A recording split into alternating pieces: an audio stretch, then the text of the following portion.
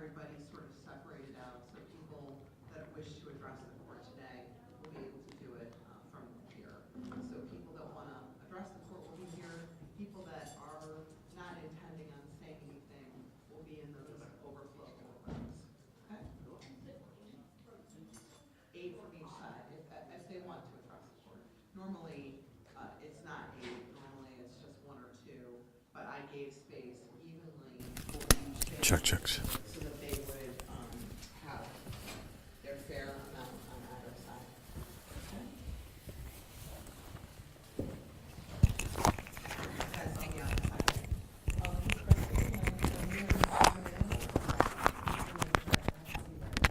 Can I just ask you just a quick question about how many we have here? Do you know if Shepherd gonna talk? I'm sorry? Is Shepherd gonna talk? I have no idea. Can I put this on the ground, but clip this to the bed? You don't know if he's having a conversation with this. Check with Joe. If he was gonna talk, say anything, he was gonna put It's up this. to you guys. Well, no, you want to put a mic Yeah. on the table. My concern was that the attorney. It's up to you guys. Oh. I am not in charge of security. You guys. I would say no to that due to the fact that they're going to have a private conversation between the attorney. Okay. I guess I'll put it by the judge then. That's why he took the end, because those are standing, there's no podium. No, nothing there. Wasn't she sick? Yeah. And you survived the scare? I did. I never got sick. Oh, you Justice Center immunity. I think it is. I was eating my Jimmy John's on the ledge up around. And I was like, I did so much immunity now. I bet. But, yeah. No podium. Yeah, they got rid of that too. Yeah, right?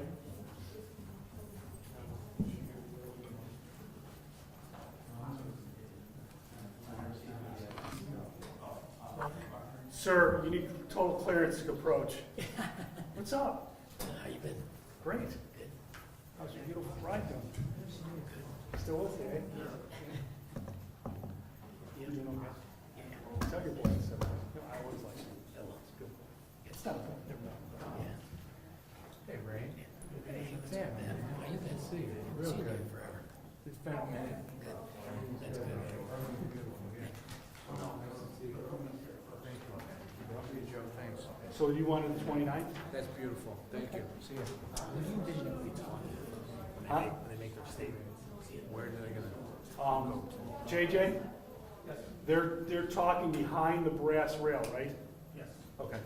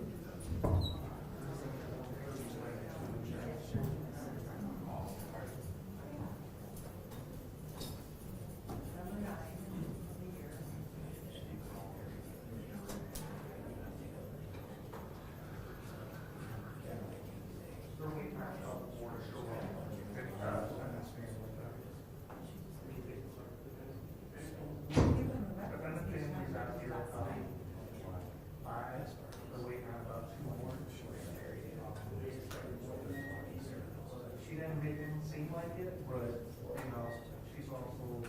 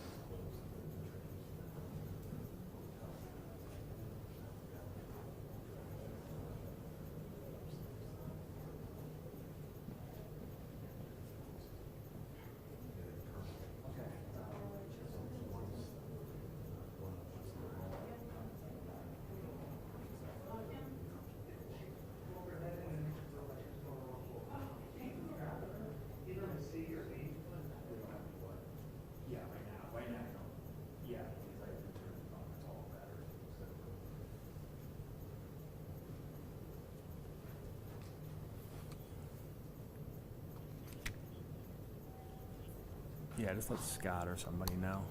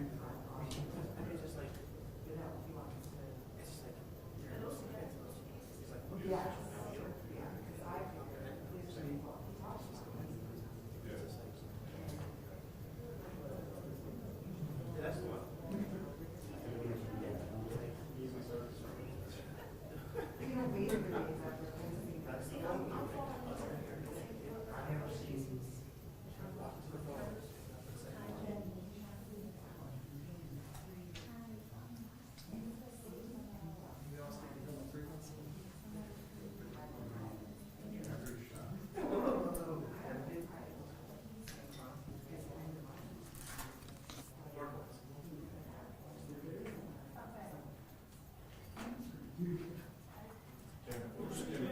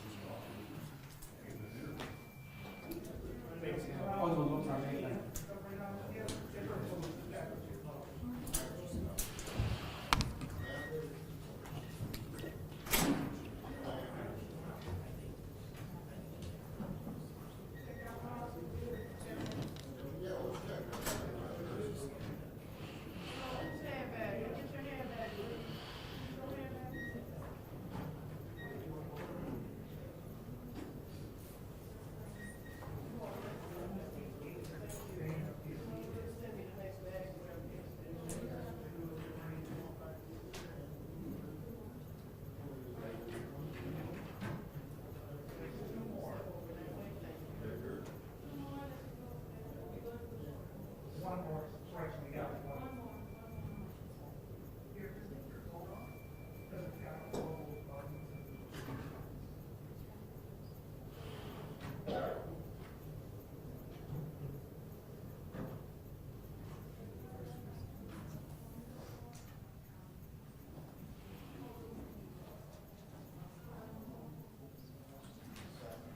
We got eight right here.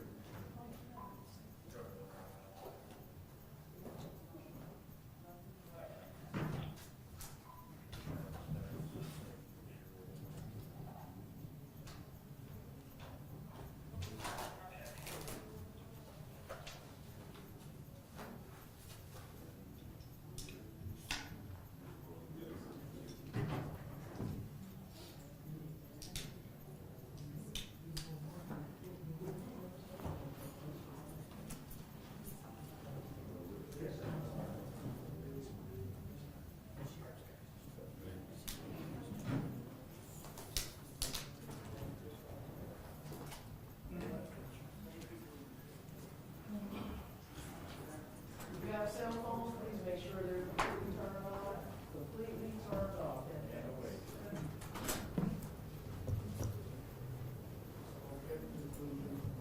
Madam Carcutt, do you have a second? Yeah. Did you get a text message from Mr. Jordan? Now,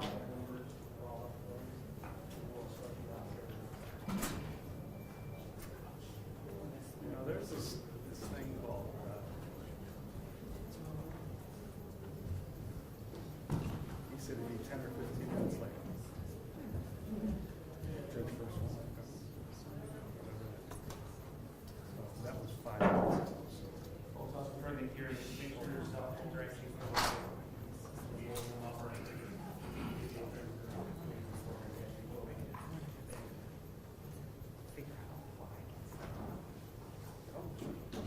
Do you want to take him into? No, just Jeanette. I can.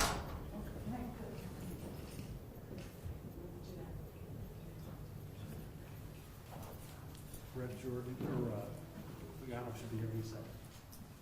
It's coming up.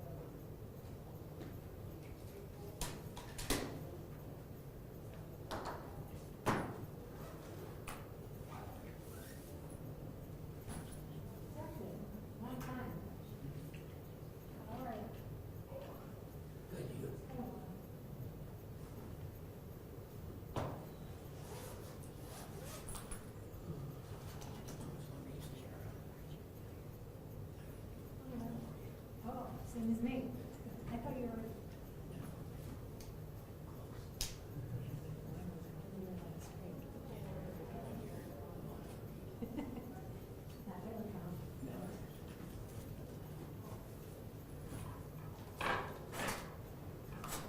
No, Carla, you're taking over, right?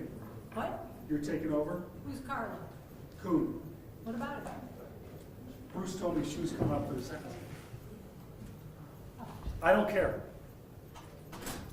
Doesn't matter to me. I just got called, I don't know. Okay. That's totally fine. I don't know anything about it. I think Bruce probably found out Carla was in the hearing, I bet. That's what I think. So that's cool. Because I talked to him for a minute, I said, how do you want us to handle it? You want the same court report for the trial? And he said, I'll call her, she knows she's supposed to be there at 1. I go, okay. So that's probably why you got the call. I just go where I'm told. I have a question, like a legal question.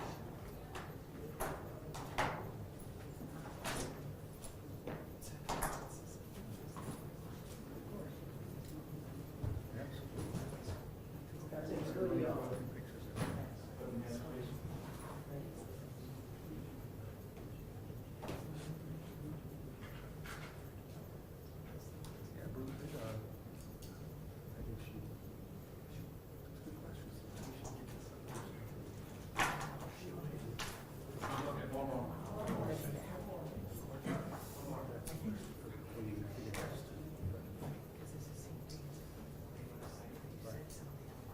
Because every time I give a letter, I put them in the file. You know, You can tell me when to have Judge first, call Judge Russo. I will. I mean, I don't know why you would start that.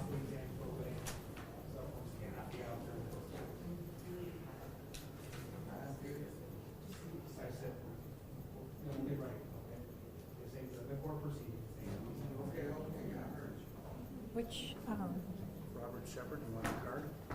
it should be on here. It should be on there, and Brett Jordan, car cut and Abe. If it's not, I'm glad you give me whatever he needs.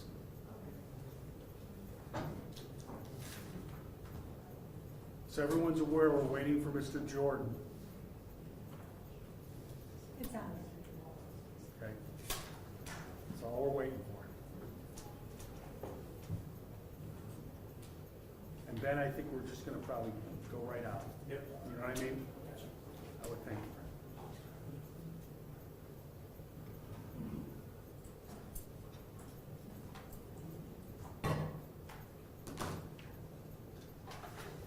Does our security know who the defense lawyers are?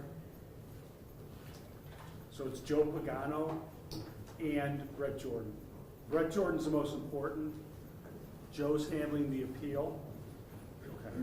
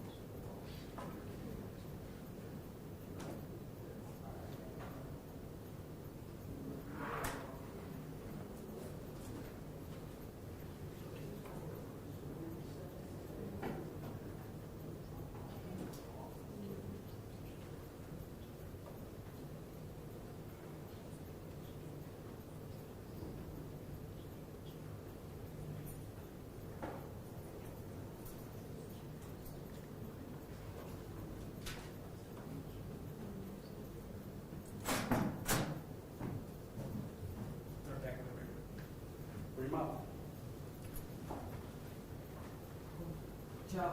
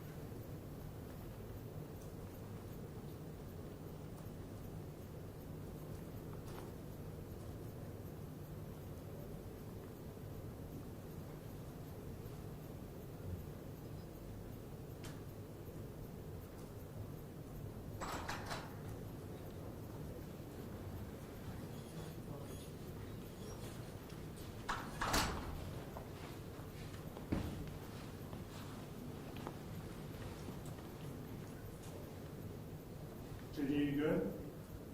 Go, Fremont.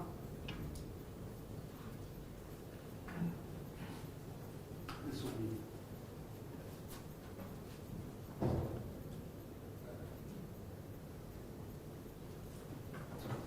We're not going to wait for Mr. Guy. He originally was supposed to be. I'm sorry, who? Pagano? He's right here. Oh, where is he? Right here. I was checking in with me. Come on. Sorry, Joe, I was waiting for you. We're good? All right.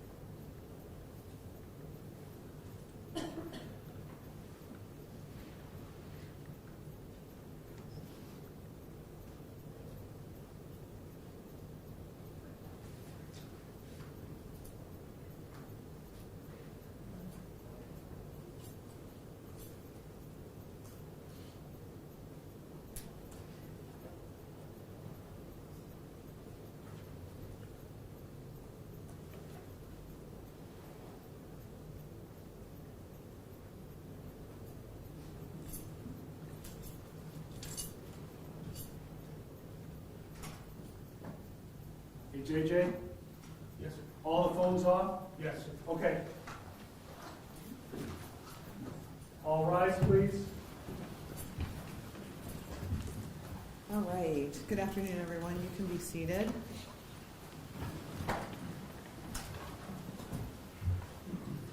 Ms. Carcutt, I'm going to turn to you at this time, if you would.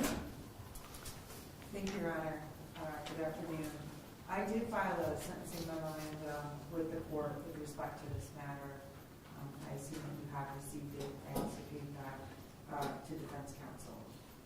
With respect to merger, all the offenses for which the defendant was found guilty merged. The state of Ohio elects that the defendant be sentenced in this case under count 1, aggravated murder, together with the 3-year firearms Very well. specification.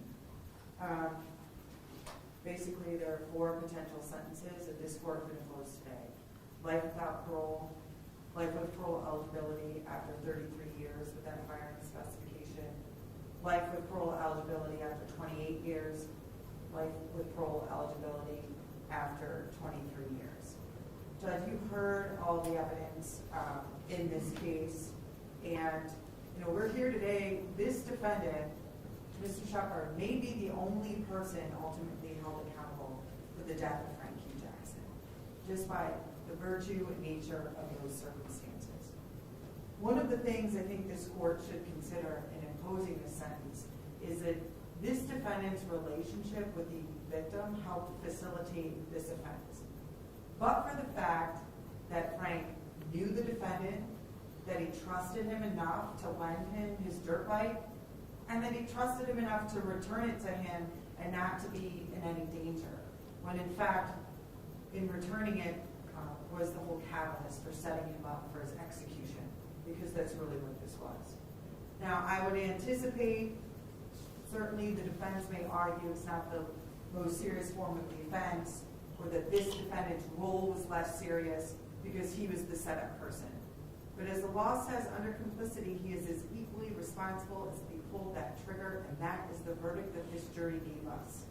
I'd ask that you consider that, Judge, and consider that but for that relationship that this defendant had with Frank, you know, that really drove him literally to that spot where he ultimately lost his life. Doesn't the fact that they had a relationship make it even worse, Ms. Carcutt? I think so, Your Honor. And also, I know that that's a sentiment that the Jackson family feels. They've asked me to read something on their behalf.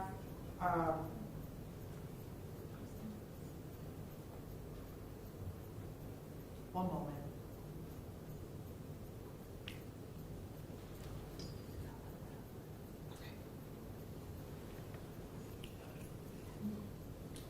They've asked me to relay that portion, that information. But they do know that this defendant knew Frank and knew the victim, and that helped facilitate this offense. The media scrutiny on this case has been difficult for this family. They have chosen not to address the court today. I hope that this court understands what an impact this has had on the Jackson family throughout the pendency of this case. After Frank's murder, his mother passed away. They've been dealing with a lot of loss. They are still feeling that loss today. They were here for every step of this trial, and they are asking this court to impose a sentence that is adequate for this defendant's actions and to show justice for Frank Hugh Jackson. Thank you. I'd also ask, Judge, I did include in my sentencing memorandum as well, the defendant's criminal history and why that should factor into a sentence in this case that's more than a minimum. He has a juvenile history that goes back to 2005 that includes assault and drug trafficking offenses, and he has an adult history that includes attempted burglary and also weapons offenses. And while they were low-level felonies on the adult side, he has previously been to prison. And clearly that didn't change his involvement or later involvement in future criminal activity. Well, his most recent cases are from 2018, failing to comply with the order or signal of a police officer. He has another case, felony 3 drug possession, having a weapon while under disability, carrying a concealed weapon, and then he has a series of attempted aggravated burglaries, and then additionally another attempted carrying a concealed weapon, not including the juvenile history. I also want you to know that I reviewed rather carefully the defendant's institutional record, his prison records, which were, from the court's perspective, disturbing, because the defendant has a rather aggressive history at ODRC, which is outlined in my reports. I also reviewed the defendant's mental health records, for which he is here on my docket specifically as a mental health court judge. And I want you to know, Mr. Jordan, that I did take into consideration in mitigation his mental health. And I did review all of the reports that I have related to that. There are some challenges to his multiple diagnoses. So it's not just one diagnosis, but many that are troubling for Mr. Shepherd, which makes it, frankly, probably the reason why it's so difficult. He has such a challenging time in the institution and has caught so many infractions. But he is listed as being a heartless felon, and he's currently listed with that category of delineation in the prison institution and in our jail. So that is something to be concerned about for sure. Ms. Carcutt, did you want to add anything else at this time? No. Ms. Carcutt, there was no information regarding the shooters in this case. Is that correct? That is correct, Your Honor. Great. So no additional information was gleaned with regards to the shooters. other than, of course, what Mr. Shepard's role could have been in this case in solving perhaps the rest of those circumstances. That is correct, Your Honor. You know, this is still an ongoing investigation. Cleveland Homicide has not put this aside, but certainly in terms of identifying them, based on the jury's determination in this case, it's apparent the defendant knew who they were, knew who the shooter was, knew who the driver of the Chrysler was, knows who took him from that scene as well. And silence is golden. Here we are. And again, as I indicated, this may be the only person who's held accountable under those circumstances for the death of Frank Jackson. Can I ask you just one more question? Do you know how Robert Shepard and the victim knew each other? They've had a long-term life relationship. And he also knew other members of the Jackson family as well. So the Shepard family and the Jackson family know each other? I can't say the family. I can say the defendant also knew, for example, Frank's sister. Got it. And then the emphasis that we had on the Lonnie Burton Park, if you recall the video testimony where we observe what is a person wearing similar clothing to Frank Hugh Jackson walking through the park, but happens to be a 12-year-old boy who is then shot as Frank is going into a different direction. They cross paths.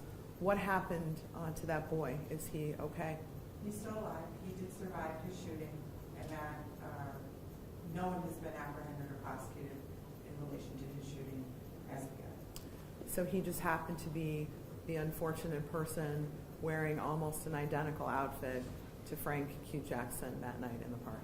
He was in the wrong place at the wrong time. There were two other individuals not captured on video that also received gunshot wounds as related to that shooting as well. Thank you. Anything else on behalf of the state at this time? No, Your Honor. All right. Mr. Jordan, I know that you have family members that might want to address the court at this time.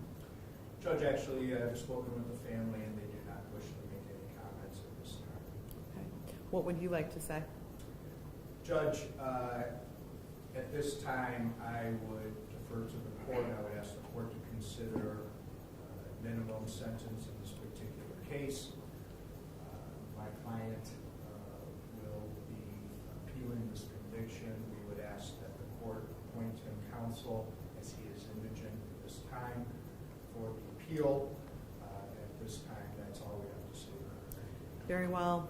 Mr. Pagano, I am planning on appointing you as counsel. Have you been able to speak with Mr. Shepherd? I have, Your Honor. Excellent.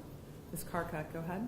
Just with respect to that, I'd ask that the court inquire into the defendant's resources. Mr. Jordan was retained in this matter, and we've had the opportunity to listen to discussions, and I know from the defendant's jail calls, and I know that he's been shopping around for appellate counsel. So rather than across the board just appoint someone, I'd ask that the court inquire as to his financial ability to pay for his own counsel, given that trial counsel was retained and he's discussed various options of retaining appellate counsel for these purposes. So, Mr. Shepherd, are you intending on hiring your own appellate counsel in this case? No, at this time. Okay, and you've been looking for a lawyer, but you haven't hired anyone specifically? Yes, ma'am. Okay, you had an opportunity to speak with Mr. Pagano, is that correct? Yes, ma'am. All right. Do you want to say anything here today? No, Your Honor. Are you sure? All right. Well, I've already outlined the defendant's criminal history, but for the purposes and principles of sentencing, under 29, 11, 12, and 13, I want to note for the record the defendant has an extensive criminal history, and he was just recently released from prison as of, looks like last year, or within the last year and a half. When did you get out of prison? 2019 or 2020? 2020, Okay. in March. So released on the failing to comply with the order or signal of a police officer, released on the drug cases, And then ultimately, the defendant has had criminal history from the time that he was a juvenile. He spent many years in different juvenile institutions and has essentially been incarcerated for most of this time. So have you ever been given a term of probation, Mr. Shepherd? No. Also, I want to note for the record that I did consider the defendant's competency report and his mental health history. I did review your sentencing memorandum, Ms. Carcutt. I want to note for the record that the defendant has multiple diagnoses which brought him to the mental health docket, but the most significant of those diagnoses is regarding a personality disorder for which he has. The defendant has multiple different diagnosed disorders that are very troubling to the court, and I'm going to incorporate those records into my sentencing memorandum or my sentencing entry. So those will become court exhibits for future review. To begin with, in watching and observing this trial, I was very sad for the state of our city. To know that Lonnie Burton Park, a place where there were children playing, a 12-year-old walking through the park, knowing that he was shot through mistaken identity under the circumstances here was horrifying. Watching the gun come out and shoot this child in the parkway was unbelievable. Our city is a disaster when it comes to gun violence, and there has to be something so dramatic that happens to stop it. People don't even want to walk on the east side of Cleveland. It's frightening. But also the retribution of families killing other families is horrible. Not cooperating with the police, not solving anything. It's just going to lead back to this courtroom and all the courtrooms here in this building over and over again until it stops with people's families. It's a tragedy that we are here today. The court, having considered all of the required factors under 29, 11, 12, and 13, at this time sentences the defendant to 3 years on the underlying gun specification and 30 years life with the possibility of parole in 30 years on the aggravated murder, for a total of life with the possibility of parole in 33 years. I'm going to note that the state elects on count 1 and the 3-year firearm specification. All the other counts merge into count 1. I am going to give you credit for 384 days for which you've served. You have 30 days in which to perfect an appeal on this case. I am going to appoint Attorney Pagano as your appellate counsel, and I am going to order a transcript at state expense. I am going to, at this time, order that you be remanded and transported. I am going to waive your fine. However, I am going to impose court costs in this case. With that being said, if there's anything to be adjusted as it relates to indigency, Mr. Pagano, you can file that with the court. You are ordered remanded and transported at this time.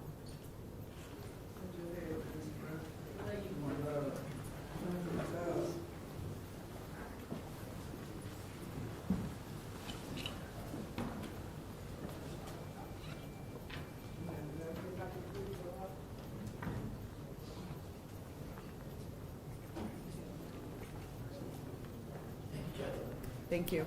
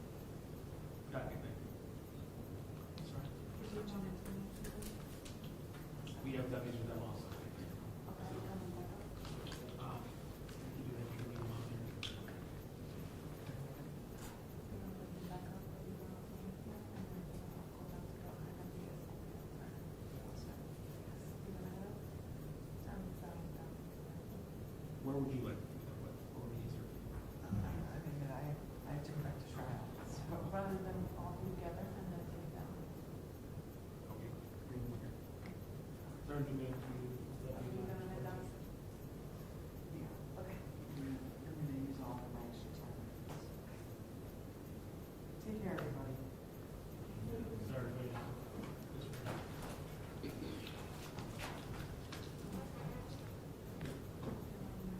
Sergeant, you have to. I don't need to use that. I just need some coffee. Yeah, sorry, I was gonna let you. U.S. Force is what they're doing is not here.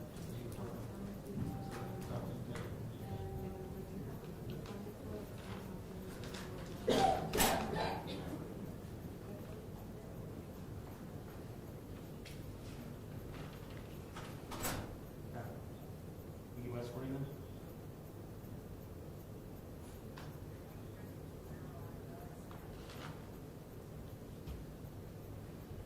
Okay. You said Golden Morning County over there.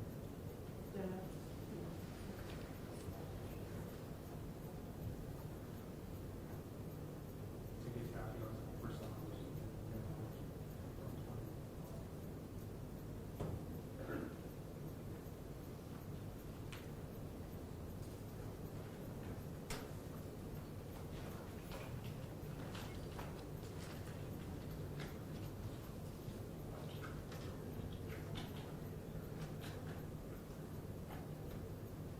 Go ahead.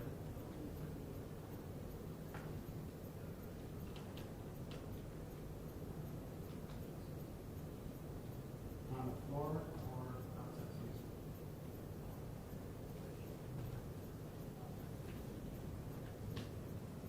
Copy. Give us a couple more minutes and then, relax.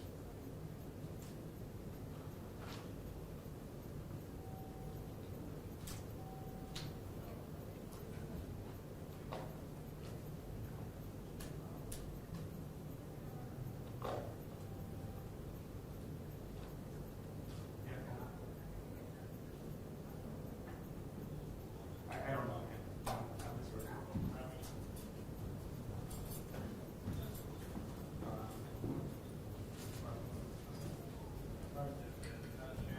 Okay, let me get off that. Let me pay you mine.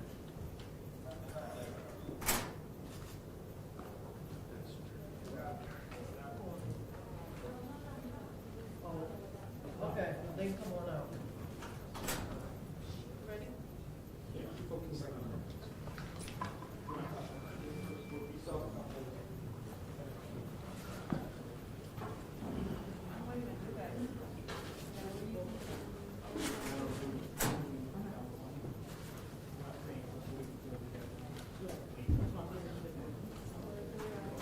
Thank you very much.